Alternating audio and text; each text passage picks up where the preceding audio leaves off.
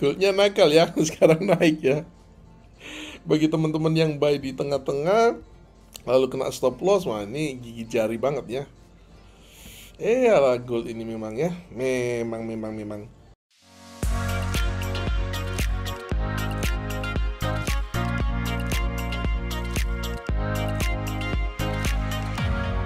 Link pendaftaran di kolom deskripsi. Makanya apa, males baca-baca news. Ya mungkin kalaupun benar resesi ya emang apa yang terjadi, emang nggak ada yang terjadi. Resesi paling setahun 2 tahun selesai. Dan itu siklus yang normal-normal aja, tapi media kan seakan-akan gitu kan, sehingga membuat orang panik ya kan, orang melakukan hal-hal yang nggak rasional ya kan, harusnya dapat cuan jadi nggak dapat cuan hanya karena berita-berita konyol seperti itu ya, kayak debt ceiling segala macam. Itu apa, penipuan itu menurut saya. Itu benar-benar penipuan itu.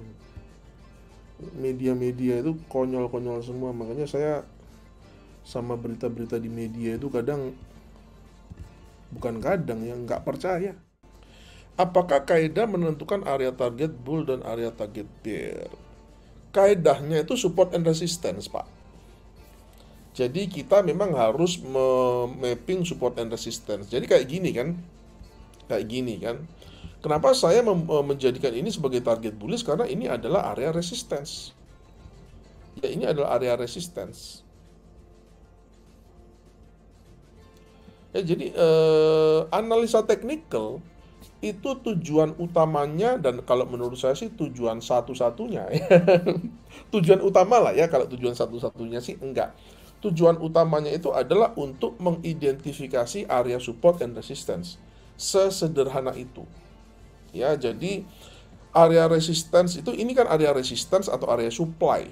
Ya, area resistance atau area supply, dia fungsinya sebagai apa? Sebagai salah satunya sebagai target ketika kita melakukan open posisi di area support ini. Ya, ketika kita open posisi di area support, targetnya di mana? Targetnya di area resistance. Ya, atau ini disebut supply, ini disebut juga demand. Ya, prinsipnya sama aja sebenarnya ya, support dan resistance seperti itu.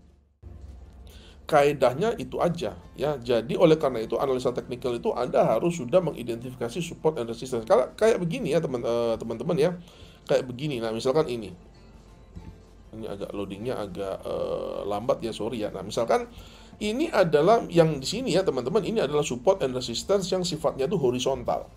Tapi kalau ini ya, ini adalah support and resistance yang sifatnya itu adalah trend line. Trend line itu chart pattern kan biasanya dia terbentuk dari trend line dan garis horizontal. Dua jenis garis itu aja ya. Jadi ini adalah triangle ya kan, ini adalah resistance-nya, ini adalah supportnya ya kan. Kalau Anda buy di sini, targetnya di sini ya kan. Kalau Anda sell di sini, targetnya di sini ya. Nangkap ya teman-teman ya, seperti itu. Dan salah satu prinsip support and resistance, kalau dia terbreak semacam ini, dia menjadi apa? Dia menjadi support. Oleh karena itu jangan heran kalau kemudian kita panjangin ke sini, harga mantul ke sini, dia ketahan dan dia naik ke atas. Ya, teman-teman ya. Seperti itu, dan ini Anda harus latihan nih. Anda harus latihan ya.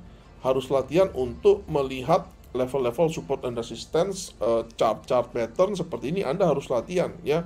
Nggak bisa nggak latihan ya teman-teman ya, seperti itu. Kecuali kalau zaman sekarang coding-coding sudah sangat canggih ya, Anda mau pakai auto chartist juga boleh sih ya. Cuman kalau saya nggak suka, saya lebih suka untuk manual aja ya. Ya apa gunanya bertahun-tahun belajar kalau masih pakai auto chartist gitu ya. Ya teman-teman seperti itu. Ya jadi mudah sebenarnya ya. Yang susah itu menunggunya itu loh. Yang susah itu mentalnya, itu yang susah. Kalau masalah urusan teknikal sih mudah sekali ya. Jadi itu adalah prinsip bagaimana menentukan area target, dan sebenarnya juga area stop loss juga sih.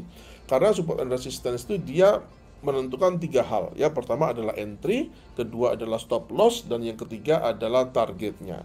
Ketiga aspek ini itu selalu berkutat di support and resistance sebagai patokannya, ya.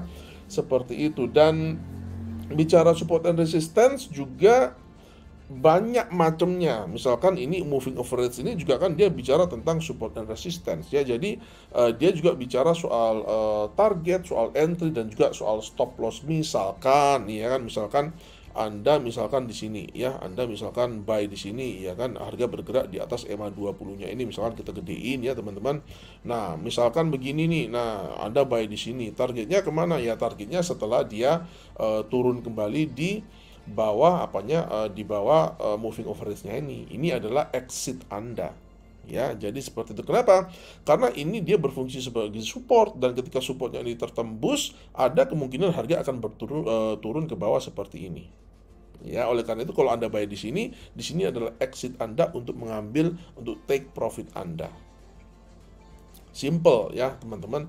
Ini kalau kita ngomong murni support and resistance, murni moving average sebagai patokan exit dan entry, ya.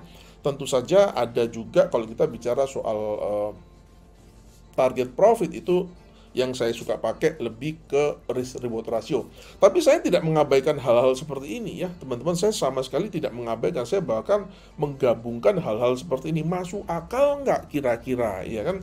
Kira-kira masuk akal nggak untuk targetnya seperti itu, ya. Untuk entry-nya kira-kira risk reward ratio-nya masuk akal nggak? Misalkan ini kita berdasarkan ini, ya teman-teman, wah ini jaraknya segini, misalkan, oke, kita pindahin dari sini, sini ke sini, masuk akal nggak? Oh, ternyata targetnya di sini, ya kan nggak jauh-jauh banget, ya kan.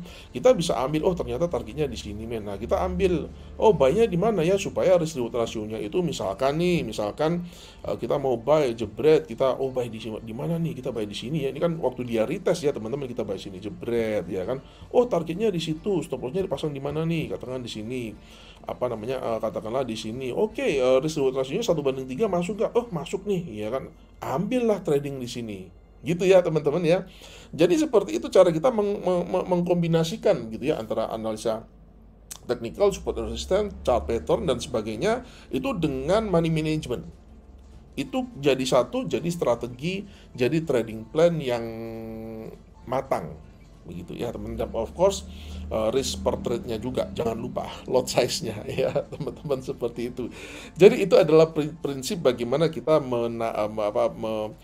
memasang area target, area entry, dan area stop loss, which is semuanya sebenarnya berkutat antara support and resistance, yang support and resistance ada di dalam banyak sekali bentuk. Oke, ya, mudah-mudahan jelas. Asik, pertanyaannya bagus banget. Oke, ya.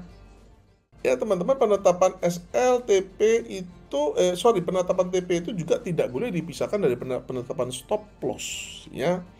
Karena kita bicara soal risk reward, kan. Ya, gini loh, ya. Trader itu banyak yang di live YouTube saya dan di mana-mana sebenarnya. Oh, buy, targetnya sekian, kan, ya. Dia nggak ngomong entry-nya di berapa. Pertama nih, nggak ngomong entry-nya di berapa. Ada yang seperti Pak Muhammad Alfian ini ngomongnya entry-nya diomongin, targetnya diomongin, stop loss-nya nggak diomongin.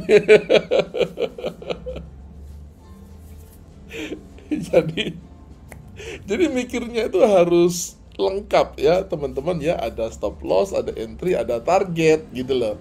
Itu yang membuat kita nggak ngomong 1, 2, 3 kali trade. Soalnya kita ngomong ratusan ribuan kali trade, ya teman-teman, seperti itu. Jadi konsistensi itu kuncinya, ya. Kuncinya bukan soal 1, 2, 3 kali trade. Itu nggak ada apa-apanya, nggak itu proses, salah satu setitik aja dari proses yang panjang, begitu, ya.